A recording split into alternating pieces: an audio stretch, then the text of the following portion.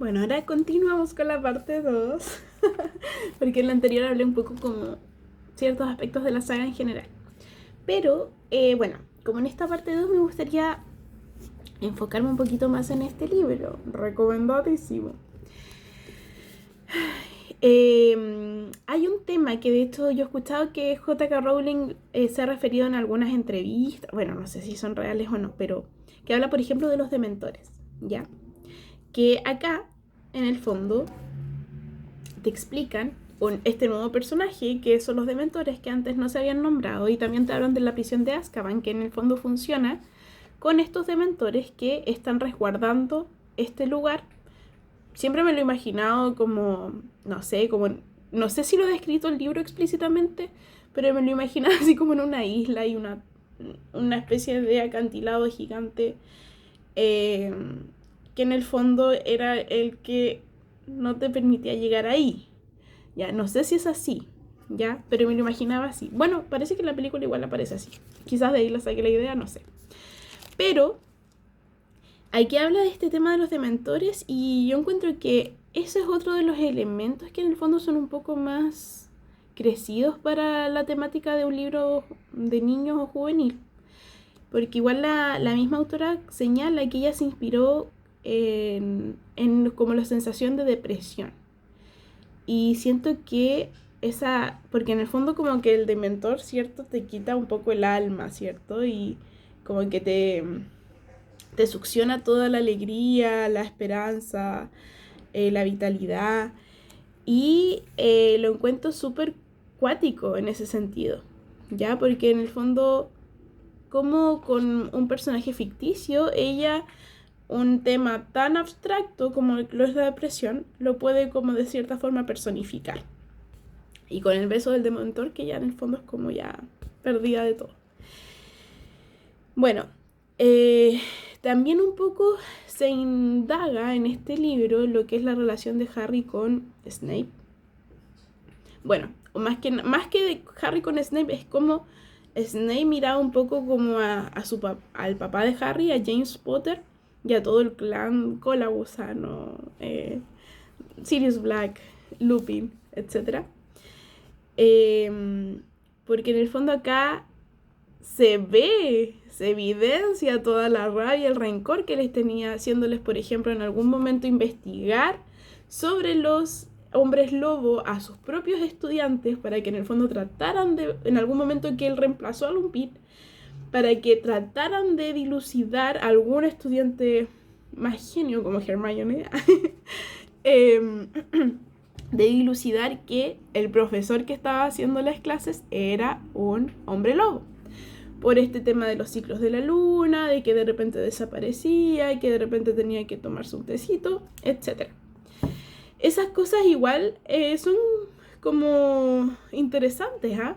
Bueno, sobre todo en un personaje de Snape que después siento que fue como tan amado por esta desenlace que tuvo al final, en el final de su vida, pero que acá uno se da cuenta que igual tenía como ciertos rencores bastante infantiles, por así decirlo, porque claro, ya, el papá de Harry y su séquito le hicieron bullying cuando era niño, pero al nivel de en el fondo, por ejemplo, no ayudarlos cuando le iban a dar el beso del dementor a Sirius Black, o en realidad como incitar a que le dieran el beso, aunque él pensa, y como no escuchar justificación en ese sentido, como una rabia que te ciega, ¿ya? Como que esas cosas igual yo siento que son interesantes de analizar.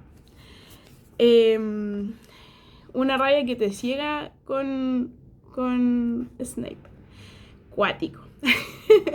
Cuático e interesante. Y bueno, y también toda la rabia que siempre le ha tenido a Harry.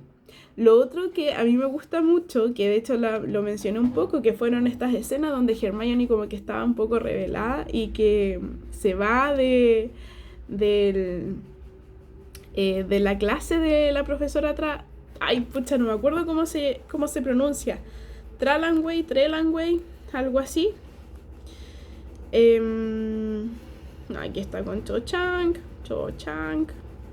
Bueno, no recuerdo bien, pero la profesora de adivinación. Me encanta Hermione por eso también. Generalmente yo creo que también desde chica me identificaba con ella porque, bueno, aparte de que igual era súper ñoña, me gustaba como estudiar y yo creo que para mí era como una aspiración ser una alumna estrella. No, nunca me sentí tan así, pero sí era como una aspiración en su momento, como que yo sentía que lo único bueno que podía brindar era como el tema de ser estudiosa o como más, como más, como esforzarme en los estudios. Y como la lectura que igual siempre me ha gustado. Entonces, yo creo que Hermione, en ese sentido, como que igual me sentía identificada con ese tema como del escepticismo, porque ella en las clases de adivinación lo que hacía chocar con la profesora, que además igual era como un poco, en ciertos puntos, media chanta, era que Hermione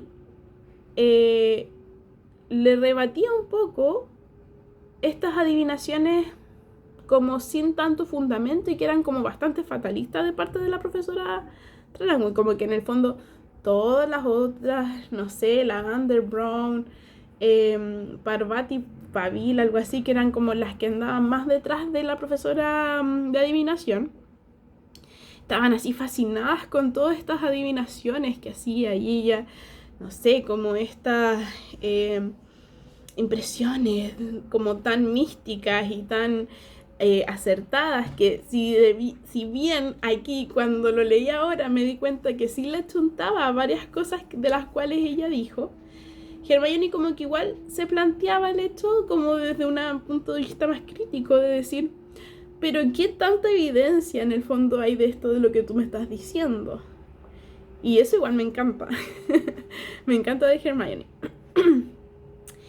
Y también lo encuentro interesante porque también te plantea como en esa etapa justamente de los 13 años, que es cuando empiezas como una etapa ya un poco más de pubertad, empiezas a cuestionar un poco hacia la autoridad que antes como que era incuestionable, porque igual hasta ahí, bueno, Hermione de hecho como que su Bogart, que es este con Lupin practican el tema de los miedos para poder solucionar esos miedos con la con el hechizo Ridiculous, algo así.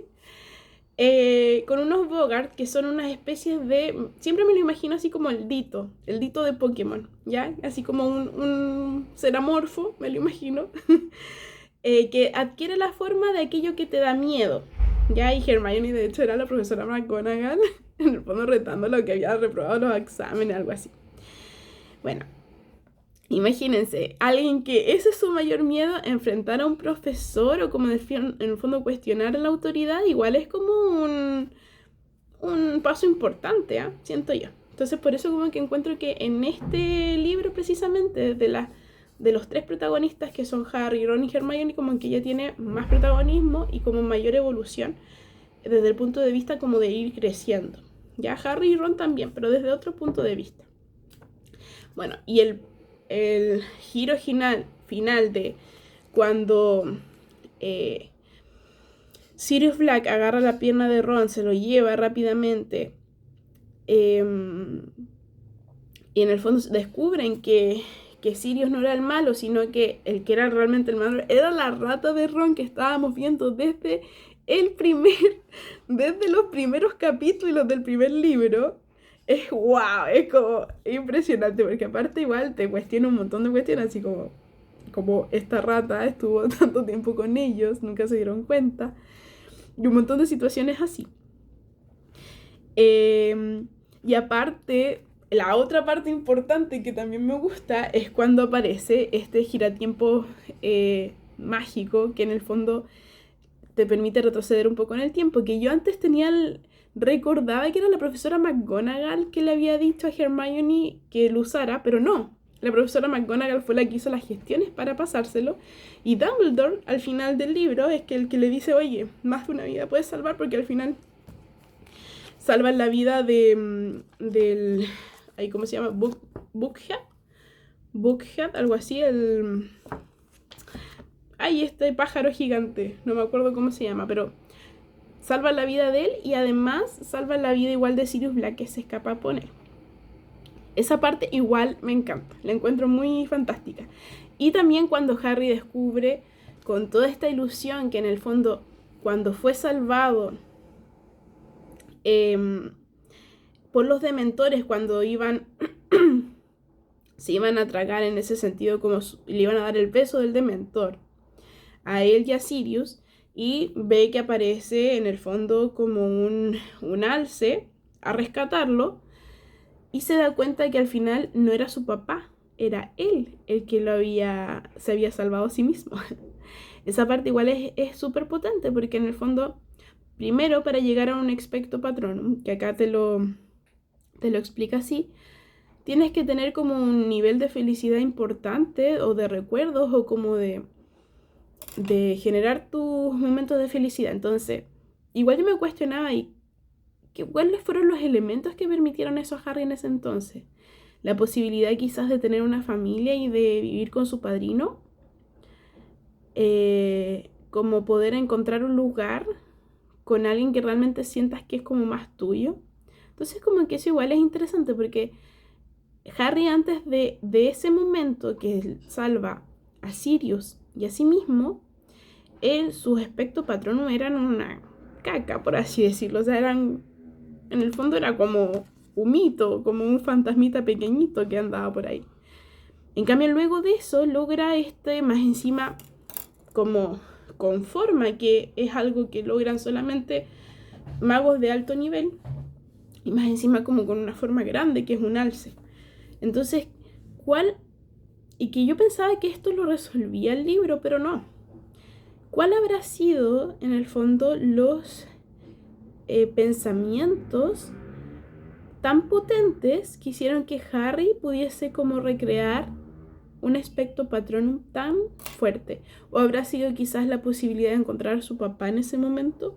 Entonces igual esas cosas, como que ahora que me lo leí ya de adulta de nuevo, como por 10ª vez, eran cosas como que yo decía, wow, igual bacán, interesante, pero como que queda la duda. No sé si alguna vez la autora lo ha respondido por ahí, pero yo no lo he escuchado antes.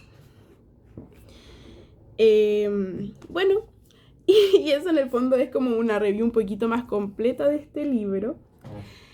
Nuevamente se los recomiendo en este video. Espero que si son niños los puedan leer. Recomendadísimo. Ojalá la edad. Respetar la edad de Harry Potter para leerlo. Y si son adultos, igual se los recomiendo que lo puedan leer, que lo puedan conocer, porque en el fondo de las películas, como les digo, hay muchos detalles que se van en las películas o que pasan muy desapercibidos. Por ejemplo, hace poco vi existe ¿cómo se llama? Hace poco vi un canal que te lo resumo así nomás, que hablaba sobre los libros de Harry Potter, y como que en todos o sea, no los libros, las películas, y en todas las películas más grandes decía como que en el fondo por qué Hermione no usaba el giratiempo mágico. Y si leyeras el libro, te darías cuenta que ahí lo explica, que en el fondo fue un lío súper grande poder conseguir ese giratiempo, y que fue en el fondo porque era una alumna estrella y responsable, y con el compromiso de devolverlo a fin de año al Ministerio de la Magia, que se lo prestaron. Claro, queda la duda porque quizás otro adulto no lo usó, pero en el fondo está como ahí mismo respondido porque Hermione precisamente no usó el giratiempo en otro momento. Era porque ya no lo tenía nomás, porque ya a fin de año, después de este acontecimiento que ocurrió con Sirius Black, de rescatar a Sirius y a Buckhead,